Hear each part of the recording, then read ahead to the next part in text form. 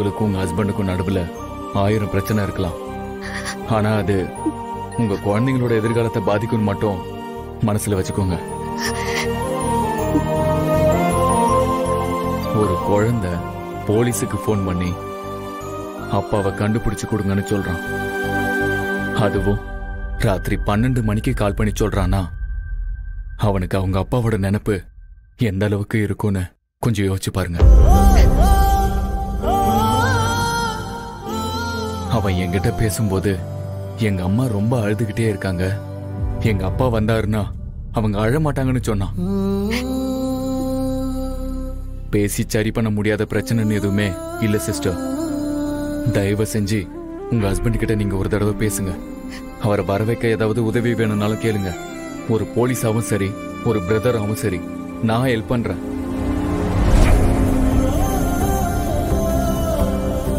நீங்க வரி பண்ணாதீங்க சார். கூடிய சீக்கிரமே பாரதியோட ஹஸ்பண்ட் கிடைப்பார். ஆதித்யாவுக்கும் தமிழுக்கும் அவர் என்னைக்கும் அப்பாவா இருப்பாரு. அவங்களோட கண்ணீருக்கு பின்னாடி சொல்ல முடியாத நிறைய காரணங்கள் இருக்கும்னு நினைக்கிறேன். பாத்துக்கோங்க பிரதர். நான் வரேன். வரமா வரங்க.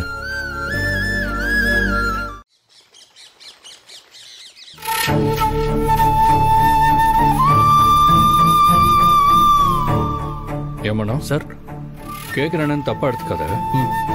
5 வருஷமா பாரதி அக்கா அக்கான்னு கூப்பிட்டு அவங்க கூடவே இருக்கியே, ஏன் அவங்க ஹஸ்பண்டை கண்டுபிடிக்க எந்த ரிஸ்க்கும் எடுக்காம இருக்க? என்ன சார் இப்படி கேக்குறீங்க? அது எப்படி ரிஸ்க் எடுக்காம இருப்பேன்? எனக்கும் எங்க அக்காக்கும் சண்டை வர்றதே இந்த ஒரு விஷயத்துல மட்டும்தான்.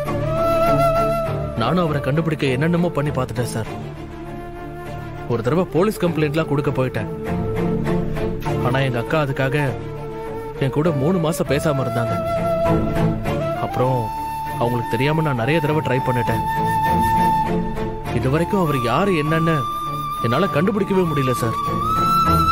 யாரு என்னன்னு தெரியாம எப்படி சார் நான் அவரை பத்தி விசாரிக்க முடியும்? உங்க அக்கா தமிழ் சேர்ந்து எடுத்த போட்டோலாம் இருக்குல்ல, அதை வச்சு விசாரிப்போம். எனக்கு என்னவோ காஞ்சிபுரம் போனா உங்க அக்காவோட ஹஸ்பண்ட் யாருன்னு கண்டுபிடிச்சலன்னு எனக்கு தோணுது மனம்.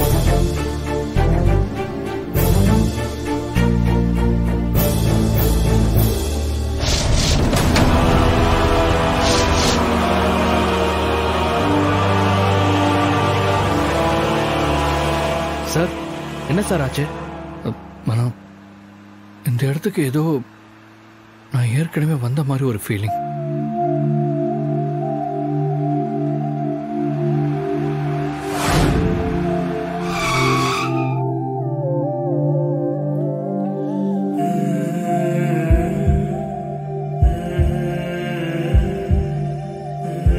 சார் என்னாச்சு சார்? தெரியல மனோ, திடீர்னு என் இதயம் ரொம்ப வேகமா துடிக்குது. சார்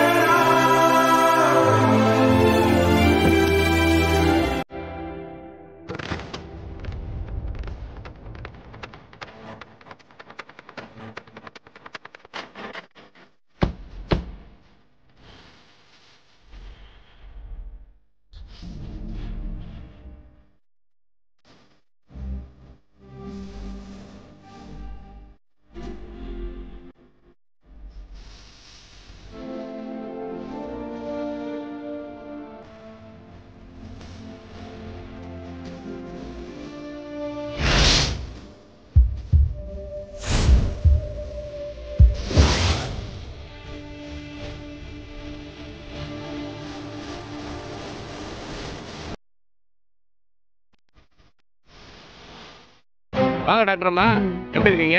அண்ணே, உங்களுக்கு நான் எப்பவுமே தங்கச்சி தான், டாக்டர் அம்மா எல்லாம் கிடையாது. வயசு சொல்லிக்கிட்டு இருந்தா ஸ்ரீமதிக்கு கல்யாணம் ஃபிக்ஸ் பண்ணிட்டீங்களாமே? ஆமாண்ணே.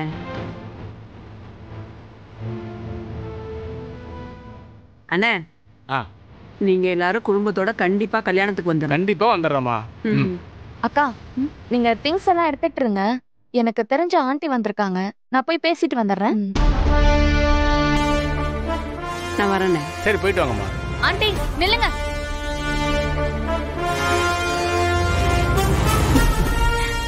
ஏ அபி, என்ன ஷாப்பிங்கா? ஆமா ஆண்டி, வீட்ல போர் அடிச்சுதா, அதான் வந்தேன். ஆமா, காலேஜ் எல்லாம் எப்படி போயிட்டு இருக்கு? சூப்பரா போயிட்டு இருக்கா ஆண்டி.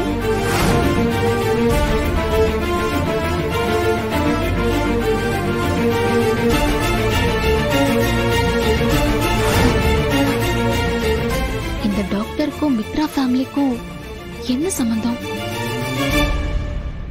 சரி, சரிங்க. நான் கிளம்புறேன். Okay, bye. Bye by.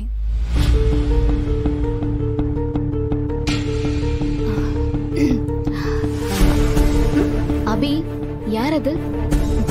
எங்க ஃபேமிலி ஃப்ரெண்டுக்கு. அவங்க பெரிய சைக்காட்ரிஸ்ட். ஃபாரின்ல நிறைய ரிசர்ச் எல்லாம் பண்ணி அவார்ட்லாம் கூட வாங்கியிருக்காங்க. உங்களுக்கு ரொம்ப நாளாவே தெரியுமா?